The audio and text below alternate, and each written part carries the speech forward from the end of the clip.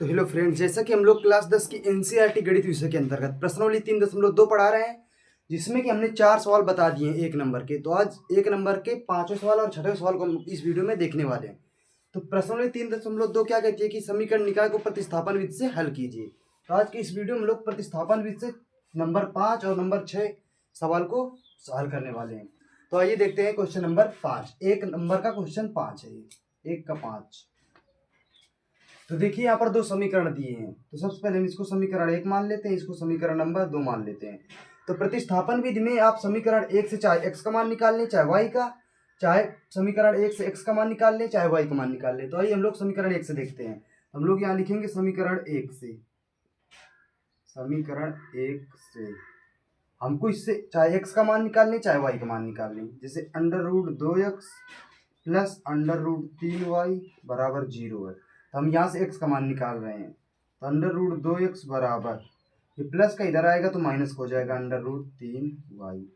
अब ये गुणे वाली संख्या हमेशा बटे में जाती है, तो x बराबर √3 बटे √2 गुणे में y। तो हम इसको मान लेंगे समीकरण नंबर 3 जब x का मान निकल आएगा। तो अब देखिए हमने पहले समीकरण से x का मान निकाल कर समीकरण नंबर 3 बनाया है, तो हम x का मान पहले समीकरण में नहीं रख सकते हैं, दूसरे में ही रखेंगे। अगर दूसरे से x का या y का मान निकालेंगे तो पहले में रखेंगे। अब हम लोग यहाँ नीचे लिखेंगे x का मान समीकरण 2 में रखने पर,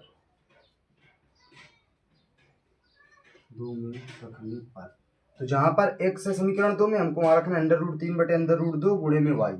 तो आइए देखते हैं समीकरण 2। तो यहाँ पर देख लेते हैं,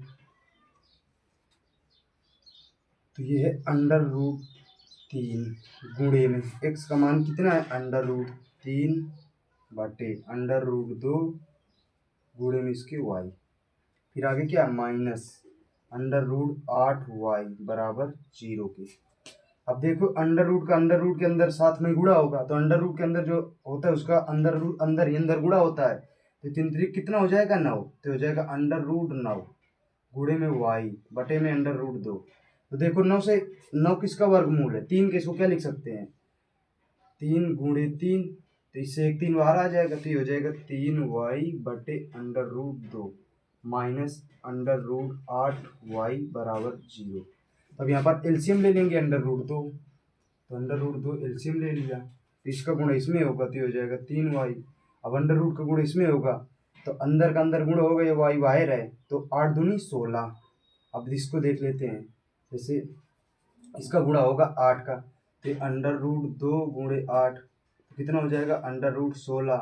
अब 16 क्या लिख सकते हैं 4 गुणे 4, तो किसका वर्ग है 16 4 का, तो इससे 4 बाहर आ जाएगा, तो -4y ठीक है बराबर 0। अब ये इसको इधर भेज देंगे,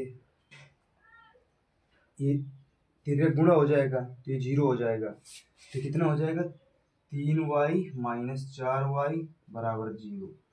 तब 4y में एक y चला जाएगा तो फिर माइनस का y बचाएगा 0। अब ये -1 समझ लो इसके बटे में है, तो ये गुणे में है तो बटे में जाएगा तो 0 हो जाएगा। तो y का मान यहाँ से क्या मिल गया 0। अब y का मान 0 मिल गया, तो y का मान हम लोग समीकरण 3 में रख देंगे, तो x का मान मिल जाएगा। तो हम लोग लिखेंगे यहाँ y का मान समीकरण 3 में रखने पर। ये लिखना बहुत जरूरी है, नहीं तो एग्जामिनर को पता कैसे चलेगा आपने क्या किया है। 3 में रखने पर,